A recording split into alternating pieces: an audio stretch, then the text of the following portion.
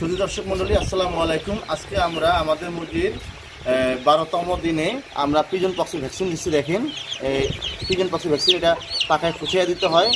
যেই জায়গাটা পাখার মাংস নাই সেই জায়গাটা খুঁচালে রক্ত যখন বেরোয় তখন 1 ফোঁটা এই যে ভ্যাকসিন দিয়ে দিতে হয়।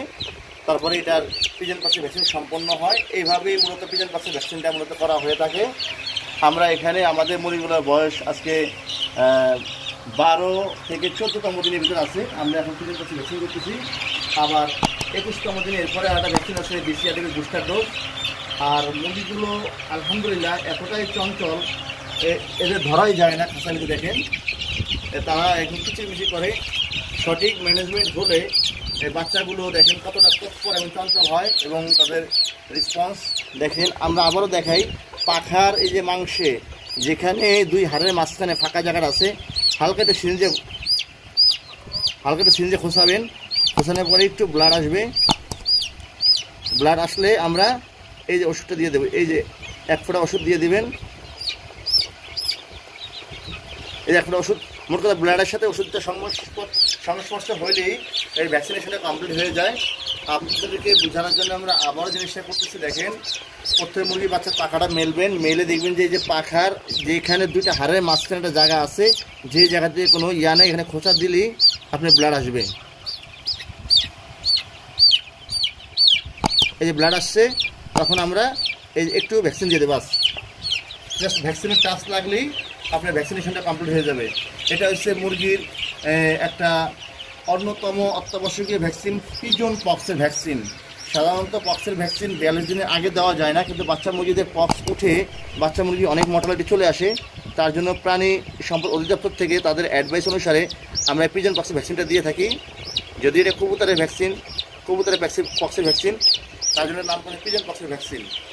আর পিজন পক্সের ভ্যাকসিনের মানে মিক্স করার নিয়মাবলী হচ্ছে, তারা একটা যে ভায়োল দেয়, সেই ভায়োলের 3 সিসি বা 3 ml বা 3 সিসি পানি মিক্স করলেই ওটা হয়ে যায়।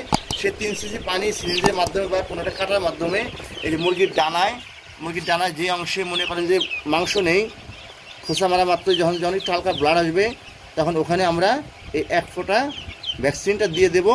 জাস্ট ব্লাডের সাথে ভ্যাকসিনটা সংস্পর্শ হলে পিজন পক্সের ভ্যাকসিন সম্পন্ন হয়। এটা হচ্ছে পিজন পক্সে দেওয়ার একটা অন্যতম নিয়মাবলী। এটার কোনো বিকল্প হয়ে নাই। তা আপনারা সকলেই মুরগির পিজন পক্সের ভ্যাকসিন দিবেন, তাহলে বাচ্চা মুরগির নাকে মুখে মশা কামড়ের কারণে যে পক্সগুলো হয়, নাক মুখ ঢেকে যায়, সেটা আর হবে না। আর আমি আপনাদেরকে আবারও বলি, আপনারা আমাদের ফার্মে দেখতে পাচ্ছেন এগুলো, এই যে হাতে যেটা ভক্তদের ভ্যাকসিন দিচ্ছি, এটা হচ্ছে অস্ট্রেলাভের বাচ্চা, আর এখানে আছে ফার্মির বাচ্চা, আর শুধু পাহাড়ির বাচ্চা। এই বাচ্চাগুলোর বয়স আছে 12 থেকে 14তম দিন।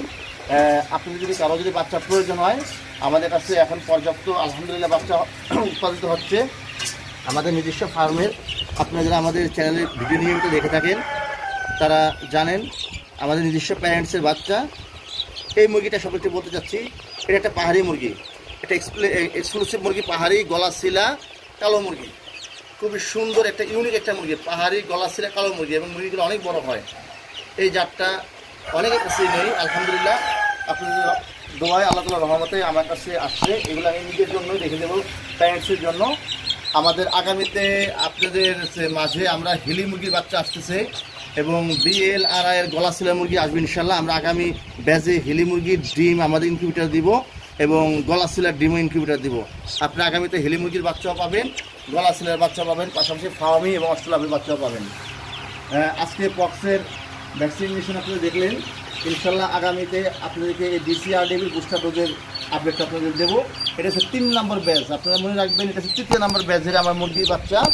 আর আগামী 4-5 দিন পরে আরেকটা আমার ব্যাচ নেমে আসবে, আবার আরেক ইনকিউবেটার